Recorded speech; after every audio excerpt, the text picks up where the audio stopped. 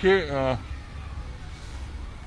Vaccination की पूरी तैयारी है और राज्य को जो टीके की ज़रूरत है तो 1 करोड़ टीका के लिए सीरम इंस्टीट्यूट को भी जानकारी दे दी गई और स्वास्थ्य विभाग से जो जानकारी प्राप्त हुई है उसके अनुसार सीरम इंस्टीट्यूट से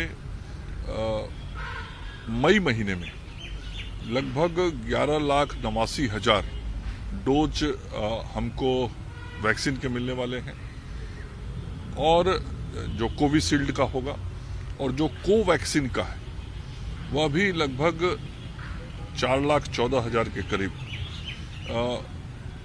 डोजेज हमको मिलने वाले हैं। मतलब दोनों को जोड़ के 16 लाख के करीब डोज बिहार को मई के महीने में मिलेगा। यहाँ पूरी तैयारी है। जिन लोगों ने कोविन पोर्टल पे अपना रजिस्ट्रेशन कराया हुआ है उनको मोबाइल पर सूचना जाएगी कि उनका टीकाकरण का केंद्र कहाँ होगा, किस तिथि को होगा, वो जाएंगे, टीका लेंगे और यह जो राज्य को टीका उपलब्ध जब से होगा उसी के आधार पर कोविन से सूचना भी उनको जाएगी।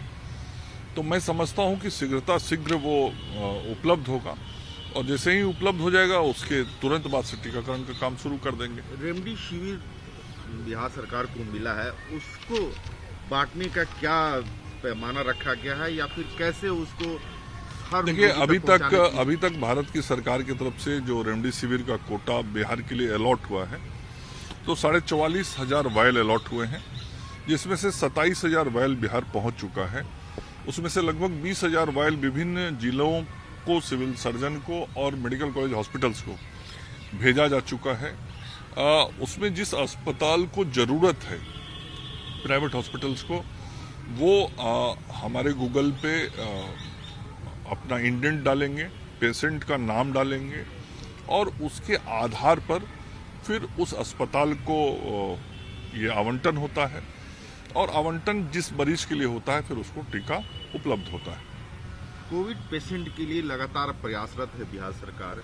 अभी तक कितने बेड का उपलब्ध करा पाए हैं और कितने बढ़ाने की योजना बिहार सरकार की है और कब तक? देखिए, बेड्स लगातार हम सब लोग बढ़ा रहे हैं और अभी जब कोविड शुरू हुआ तो सबसे पहले हम लोगों ने पटना के एनएमसीएच, भागलपुर के जेएलएनएमसीएच और गया के एएनएमसीएच को डेडिकेटेड कोविड हॉस्पिटल बनाने का निर्णय किया। उसके बाद पटना के आईजीआईएमएस को डेडिकेटेड कोविड हॉस्पिटल बनाने का निर्णय किया। फिर कल जो हमारा मधेपुरा का मेडिकल कॉलेज हॉस्पिटल है, पावापुरी का मेडिकल कॉलेज हॉस्पिटल है और बेतिया का मेडिकल कॉलेज हॉस्पिटल है, इनको भी पूर्ण रूप से कोविड डेडिकेटेड हॉस्पिटल बनाने का निर्णय किया। मतलब राज्य के 7 सरकारी मेडिकल कॉलेज पूर्ण रूप से डेडिकेटेड कोविड हॉस्पिटल हो जाएंगे।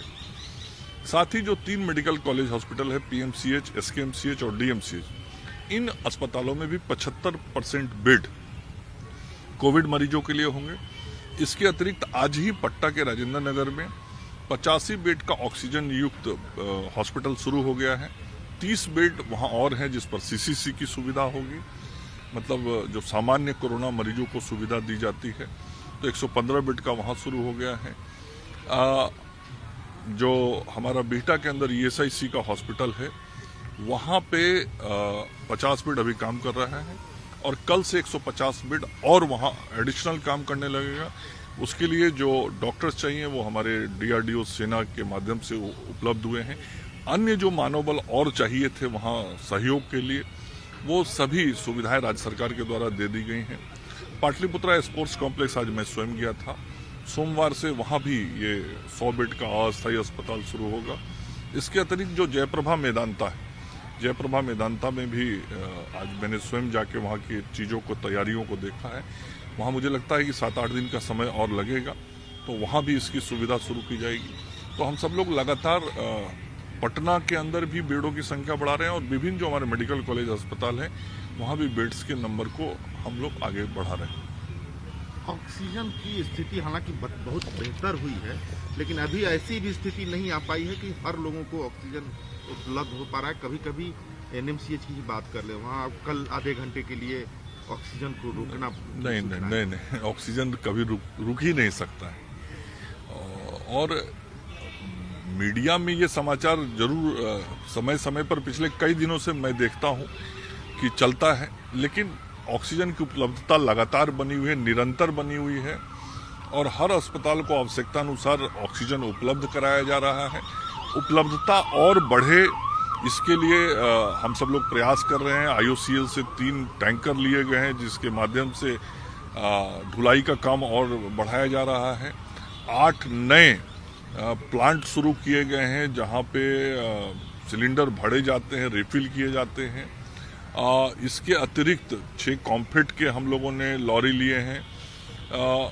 इसके साथ ही कल निर्णय किया बिहार सरकार की कैबिनेट ने माननीय मुख्यमंत्री जी की अध्यक्षता में कि सभी मेडिकल कॉलेज अस्पताल जो सरकारी हैं वहाँ पे हम क्रायोजेनिक टैंक लगाएंगे लिक्विड ऑक्सीजन के लिए, और PMCH और NMCH के अंदर 1 महीने के अंदर वो चालू हो जाएगा। से सभी मेडिकल कॉलेज में 3 महीने के अंदर चालू हो जाएंगे।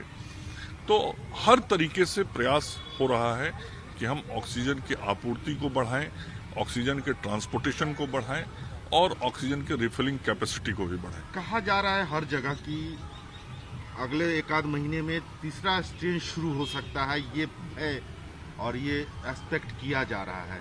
और लेकिन बिहार में पॉजिटिव कितने मामले हैं, रिकवरी दर क्या है और मृत्यु दर क्या है, ये नहीं, पिछले कुछ दिनों में जो लगातार वृद्धि हुई है पॉजिटिव केसेस में, उसके कारण हमारी पॉजिटिविटी जो रिकवरी रेट थी उस रिकवरी रेट में निश्चित रूप से कमी आया है। जहां हम एक बार 99.28% तक पहुंच गए थे रिकवरी के मामले में, वहीं अब हम रिकवरी के मामले में 77.05% पे आ गए। इसलिए आ गए हैं कि उस वक्त हमारे पास एक्टिव केसेस 300 से कम थे, आज एक्टिव केस 1,05,000 से अधिक हो गया है।